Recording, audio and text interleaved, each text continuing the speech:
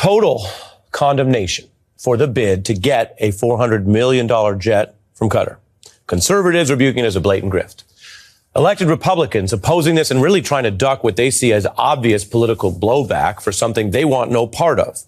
Democrats blasting it, of course. And then many ethics and nonpartisan experts agreeing this is actually numerically the worst attempted corruption in the history of the White House. I hope you heard that. The worst attempted corruption in the history of the White House.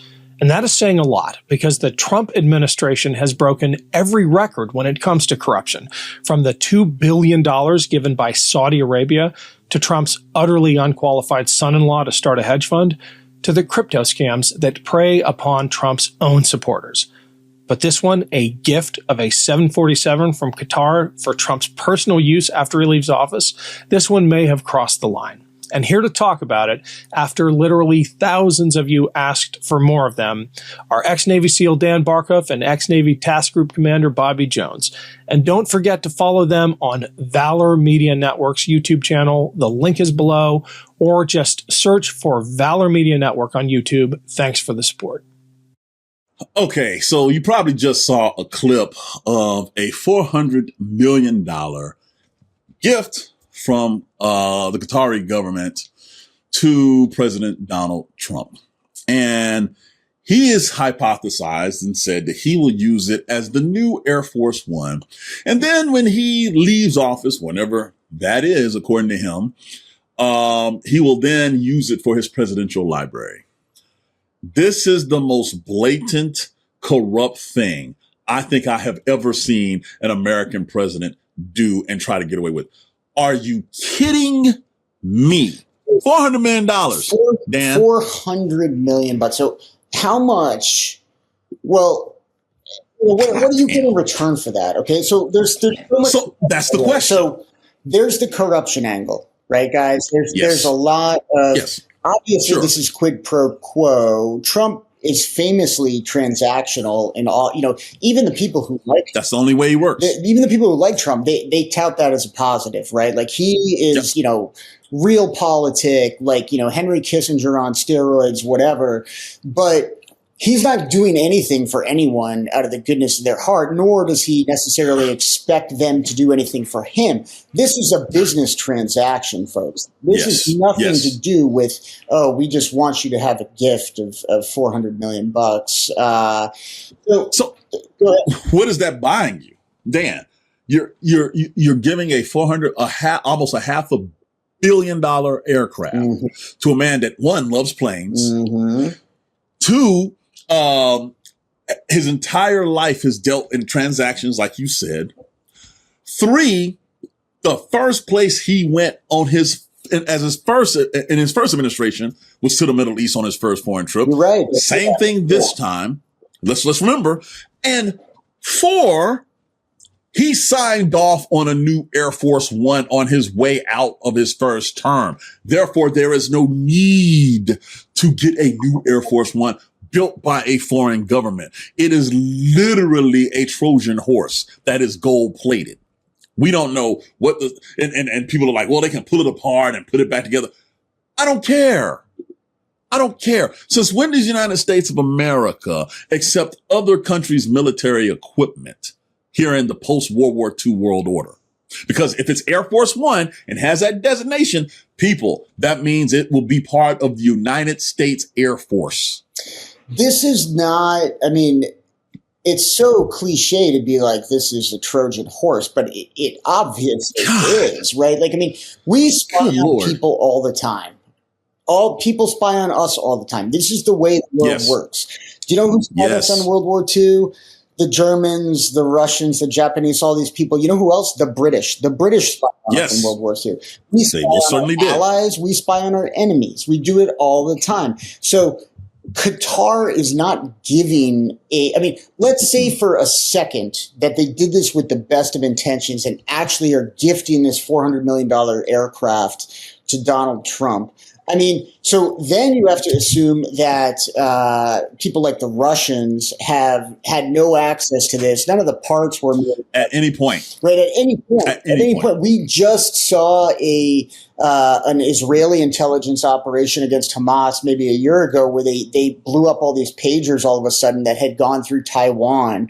I mean, it's naive and infantile to just think that there's not foreign intelligence agencies that would like to bug Air Force One. I mean, they've done similar operations. The Russians bugged the Moscow embassy back in the 80s. I mean, this stuff happens all the time, guys. This is not child's play. And I mean, think of Air Force One. Think of what happened on 9/11. On 9/11, where did the President of the United States go immediately when the nation was attacked? I mean, right? Air Force One, and stayed airborne for hours, landed only to refuel and take right back off. And so follow up to that, Dan, real quick. I'm glad you mentioned the Israeli operation that happened about a little over a year ago, where they inserted themselves into the supply chain to get those pagers to do. So we're over here we're looking at it from a scenario, at best, they're just bugging Air Force One if you accept this plane. At worst, could be flying anywhere. Boom. And this is not some hypothetical situation, people.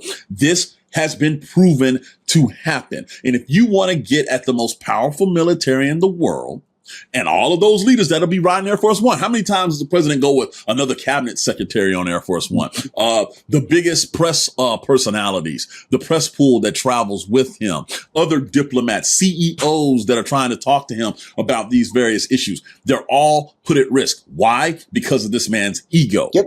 Because they plated stuff with gold. And it looks great. Even though, again, you signed off on a new replacement plane built in America, built to military specifications, built to the specifications for you to be the commander in chief, not for you to be the partier in chief, which is what this thing is when you look at these pictures and videos. There's not enough men like me who do whatever they want. Are you sick of it yet? Those people need to be, when we take power, they need to be given the death penalty. The anger. I live like a capitalist every single day, Shank. I live as a capitalist. The hate. And we have a system of checks and balances. That's a good one. That's really funny. We do? The idea that to be a man, you have to be a bully. Fuck you! We should be better than this. Females don't have independent thought. They don't come up with anything. Our kids deserve better than this. It's like women want equal rights when it's convenient, but then they still want the door open for them. So help us change it. Subscribe to Valor Media Network, where you can find shows on sports, men's health, and patriotism without the resentment and division.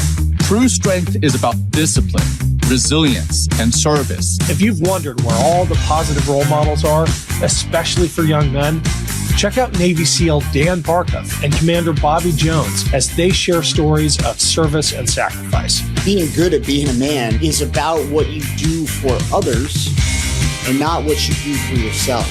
Listen to Jason Kander and co-hosts Ravi Gupta and Adisu Demisi give you the inside track on the politics of sports. I just want to take back what I said about the Bills. No, because in all honesty, your team seems to have gotten the vaccination thing right. Okay. My team seems to be struggling with it. These shows and many more from Valor Media Network prove that you don't have to be an asshole to connect with young men today. Subscribe to Valor Media Network today.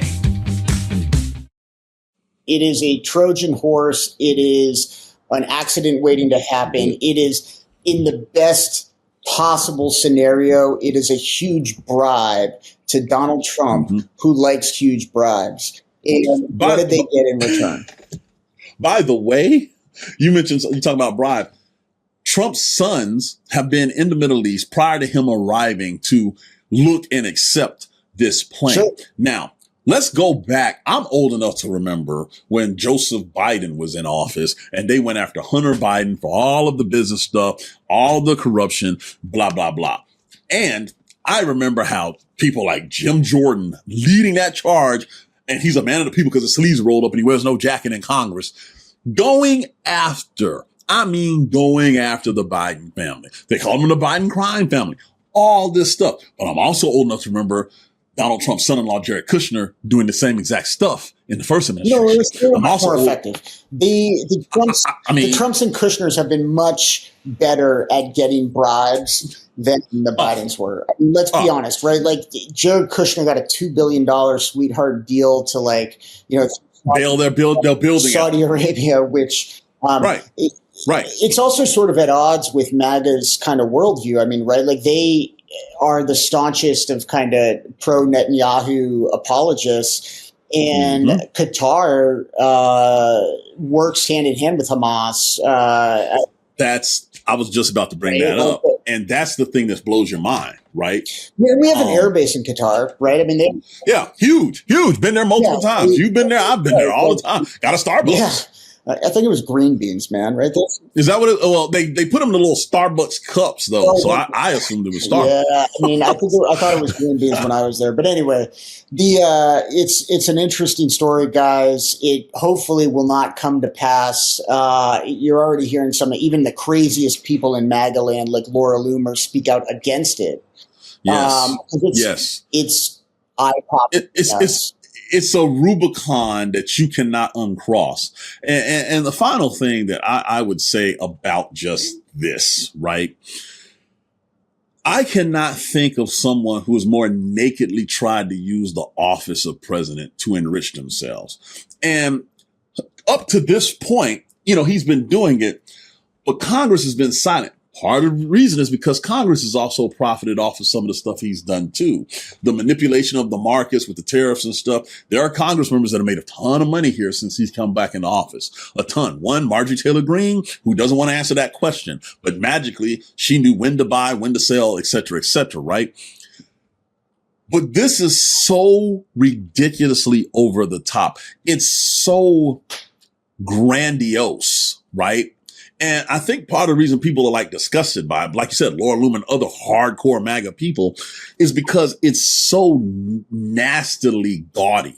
Dude, it's gaudy. Trump's only real peers in terms of corruption are international. I mean, there's, Bob Menendez, got indicted, right? Like that is nothing. Like Donald Trump bangs that out before breakfast. A couple of gold bars, right? Eric Adams, right? These people are that's low level stuff. Donald Trump's peers from a boss level is Putin,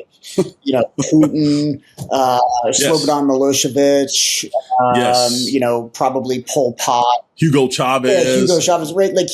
He's really taken America to the next level in the corruption game. It's incredible, but I don't know about it. The man actually said, and when he was asked about it, he's like, we could pay him $400 million and go through this and get permission from Congress, or I could say thank you. Yeah. And he said it in a way where he literally thought he was convincing everybody. Doesn't this make sense? And everybody's just blankly staring at him yeah. What? Right. It's nuts, man. So keep an eye on it, guys. And that's our moment of Zen for the day. Good luck out there, people. Stay sharp. New Meidas merch drop. Check out the latest pro-democracy sticker packs, t-shirts, hats, sweatshirts, and more. All at store.MeidasTouch.com.